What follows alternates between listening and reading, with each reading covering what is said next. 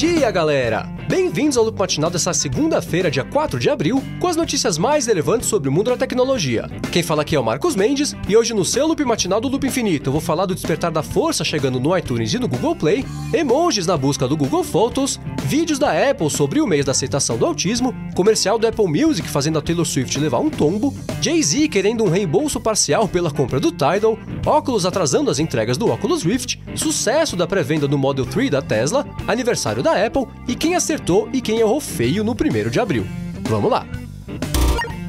Eu começo o episódio de hoje falando sobre o dia 1º de abril, que tradicionalmente é um dia que muitos sites e empresas gostam de publicar coisas de brincadeira no espírito do dia da mentira. Essa é uma tradição que vem ficando cada vez maior e, sinceramente, cada vez mais pentelha. De qualquer forma, teve muita brincadeira na sexta-feira e, no geral, os anúncios que rolaram foram feitos com bom humor e com criatividade. Uma das coisas mais legais que foram anunciadas foi o Google Cardboard Plastic, o que por si só já dava pra perceber que era de mentira, porque cardboard significa papelão em inglês e plastic, claro, significa plástico, então não dava pra ter um cardboard plastic. E ele nada mais era do que uma réplica do Google Cardboard, que é o headset de realidade virtual do Google, só que feito totalmente de plástico transparente. Num vídeo promocional, eles divulgam a ideia de que não tem nada mais realista do que um óculos de realidade virtual transparente e aparecem diversas tomadas de pessoas praticando esportes, andando na rua, conversando com as outras pessoas, todas bem impressionadas com o nível de realismo proporcionado pela caixa vazia de plástico do Google. Outra empresa que publicou uma brincadeira e essa deu um susto na galera foi o Netflix, que anunciou na sexta-feira que todos os episódios da série GOT estavam disponíveis imediatamente no catálogo deles.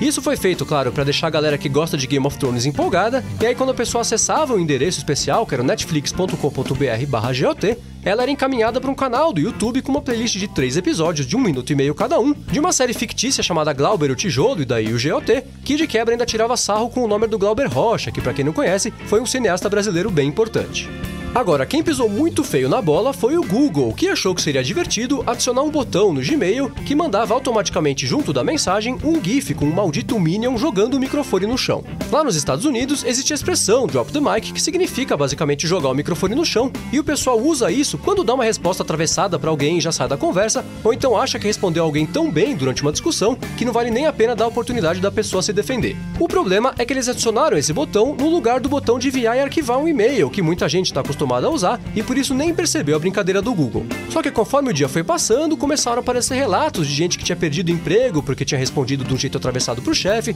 Teve um caso de alguém que trabalhava numa funerária e mandou um e-mail desses pra alguém que tinha acabado de perder um parente, ou seja, teve problema de todo tipo. Isso fez o Google remover a brincadeira do Gmail, fez eles publicarem um pedido de desculpa pros usuários, eles ainda tiveram a cara de pau de falar que isso foi um bug, mas nada disso chegou perto de reparar o estrago causado pela brincadeira, que sem sombra de dúvida foi concebida e implementada de um jeito totalmente errado e na verdade nunca deveria ter acontecido para começo de conversa. Se você quiser ver um apanhado das melhores e das piores brincadeiras de 1º de abril que pintaram pela internet afora na sexta-feira, aqui na descrição do episódio tem 2 links, um pro The Verge e um pro The Next Web, que compilaram os principais destaques do dia da mentira.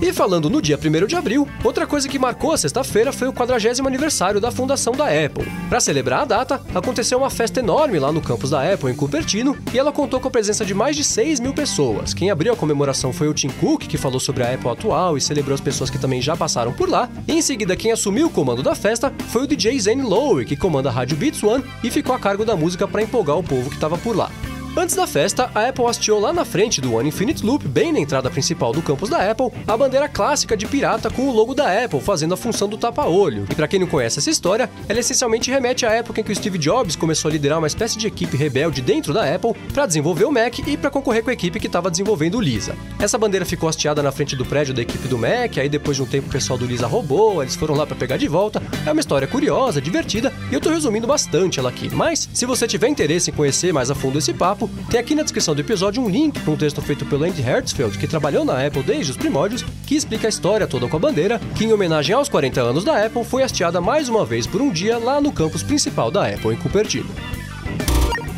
Agora eu vou falar da Tesla, que, como comentei aqui no episódio de sexta, fez um evento na madrugada entre quinta e sexta-feira, em que eles anunciaram o Model 3, que é uma espécie de modelo mais acessível da empresa, na tentativa de ampliar o alcance de mercado da fabricante de carros elétricos, com direito até uma expansão internacional mais agressiva, que vai incluir o Brasil. O Model 3, que vai custar $35 mil nos Estados Unidos e só vai chegar no mercado no ano que vem, teve a pré-venda aberta 1 hora antes do início do evento, e para garantir a compra do carro nessa pré-venda, os interessados tinham que desembolsar $1.000 no ato, mesmo sem ter visto o carro nem saber quanto ele custava, porque isso tudo foi anunciado durante o evento. Mas mesmo assim, isso não impediu que mais de 115 mil pessoas fizessem o pedido assim que a pré-venda começou, e esse número não parou de crescer. No final do sábado, a Tesla já tinha recebido mais de 276 mil pedidos, o que foi mais do que o dobro do que eles tinham previsto. De acordo com Elon Musk, a empresa vai publicar uma atualização de dados nesta quarta-feira, com o total de pedidos ao longo de uma semana. É claro que não dá para esperar que todos esses pedidos de fato se tornem vendas quando o carro finalmente for lançado, especialmente porque se a pessoa desistir de comprar o carro, ela consegue pegar o dinheiro da pré-venda de volta numa boa. De qualquer forma, a empresa do Elon Musk conseguiu faturar coisa de 300 milhões de dólares em 3 dias só com o anúncio de um carro, e esse é o tipo de coisa que poucas companhias conseguem fazer hoje em dia. E falando em pré-venda, a Oculus publicou um pedido de desculpas para as pessoas que compraram um Oculus Rift na pré-venda, porque eles vêm atrasando as entregas do produto, que em teoria já começou a ser entregue para a galera na semana passada, mas que ainda não chegou para bastante gente, fato esse que vem gerando uma certa frustração para a galera. De acordo com a Oculus, eles estão enfrentando uma escassez inesperada de um dos componentes do produto e por isso a entrega vem atrasando. Para compensar o atraso, eles disseram que esperam que até o dia 12 de abril eles consigam dar uma aliviada na situação e que vão pagar todos os custos de envio para os produtos que já foram pedidos. E já que o assunto é gente insatisfeita com uma coisa que comprou, eu vou falar agora do Jay-Z, que está processando o grupo que era responsável pelo Tidal antes dele comprar a rede de streaming de música por 56 milhões de dólares, porque de acordo com o rapper, a empresa mentiu quando disse que o serviço tinha 540 mil assinantes. De acordo com ele, o número total de assinantes da rede era muito menor do que isso na época da compra, e isso gerou uma expectativa errada do potencial do negócio, que hoje, pouco mais de um ano depois do Jay-Z ter comprado o serviço, conta com 3 milhões de assinantes. Para efeito de comparação, o Apple Music tem 11 milhões de assinantes e o Spotify tem um pouco mais de 30 milhões. O Tidal vem enfrentando problemas para crescer de um jeito sustentável desde que ele apareceu para concorrer com outros serviços de streaming de música, e a galeria de derrotas da empresa inclui a demissão de um número enorme de executivos, uma tentativa frustrada de vender a companhia para a Samsung e a perda cada vez mais acelerada de interesse e apoio por parte dos próprios artistas que inicialmente estavam promovendo o serviço, como por exemplo o Kanye West, que mês passado disse que nunca, de jeito nenhum, ia liberar o álbum novo dele no Apple Music e no Spotify, ele só ia ficar disponível no Tidal, mas que no final da semana passada liberou o álbum dele no Apple Music e no Spotify. E falando em streaming de música, a Apple publicou um comercial estrelado pela Taylor Swift para promover o Apple Music. O comercial é bem engraçado e mostra a Taylor Swift se preparando para correr na esteira. Ela tá meio desanimada, falou que odeia correr na esteira, mas aí ela coloca uma música para tocar lá no Apple Music, começa a se empolgar, começa a correr, e eis que ela leva o maior tombo, cai da esteira, a esteira arremessa lá pra fora, e o comercial termina dizendo que o Apple Music é tão bom que distrai. Se você quiser ver o comercial, que é bem engraçado, tem um link para ele aqui na descrição do episódio.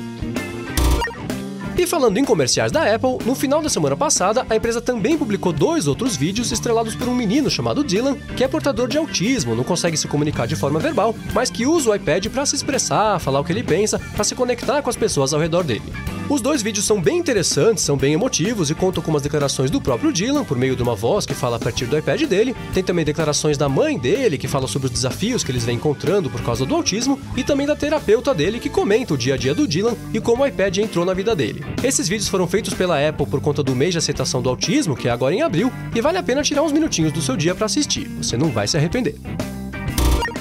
Agora eu vou dar uma dica rápida para você que é usuário do Google Fotos e costuma usar bastante o sistema de busca para encontrar uma, 2 ou várias imagens de um mesmo tema dentre as milhares e milhares de fotos que você armazena no serviço. No final da semana passada, o Google passou a aceitar emojis como termos de busca, e isso funciona tão bem quanto uma busca feita por texto lá na ferramenta. Você pode colocar, por exemplo, o emoji de uma bexiga para achar fotos de uma festa, pode colocar o emoji do hambúrguer para procurar por foto de hambúrguer, de comida, pode colocar o emoji de um cachorro, de um gato, passarinho e por aí vai, para achar as fotos do seu bichinho de estimação. E justamente pelo fato desse recurso ter aparecido na sexta-feira, muita gente achou que isso era mais uma brincadeira do Google de 1º de abril. Mas não, o recurso existe mesmo e até que funciona legal. Bem curioso. E por último, eu vou dar uma dica pra você que gosta de Star Wars. A Disney disponibilizou no iTunes, inclusive na loja brasileira e no Google Play, o filme O Despertar da Força, que saiu no fim do ano passado. Lá no iTunes ele custa $5 pra alugar e $20 pra comprar, e no Google Play ele custa R$15 pra alugar e $35 pra comprar. Nas 2 lojas ele tá disponível em HD, e além de trazer o filme, óbvio, você também pode ver entrevistas com o elenco e com a equipe de produção, tem um vídeo que mostra o elenco se reunindo pela primeira vez pra ler o roteiro, tem mini documentários que tratam do desenvolvimento do robozinho BB-8 e do desenvolvimento dos novos monstros pro filme, tem cenas inéditas, tem um vídeo especial que fala da luta da neve, que quem já viu o filme sabe do que eu tô falando, enfim, tem bastante coisa e já tá disponível em HD tanto no iTunes quanto no Google Play. Corre lá que o filme é bom. É isso aí, galera. O Loop Matinal do Loop Infinito vai ficando por aqui. Os links das notícias de hoje vocês encontram aqui na descrição do episódio e também lá no youtube.com/loopmatinal e no soundcloud.com/loopmatinal. Se você quiser falar comigo no Twitter, procura por MV Sementes que eu tô sempre por lá. Obrigado a todos pela audiência, não deixe de se inscrever lá no canal do Loop Infinito no YouTube e eu volto amanhã de manhã. Falou!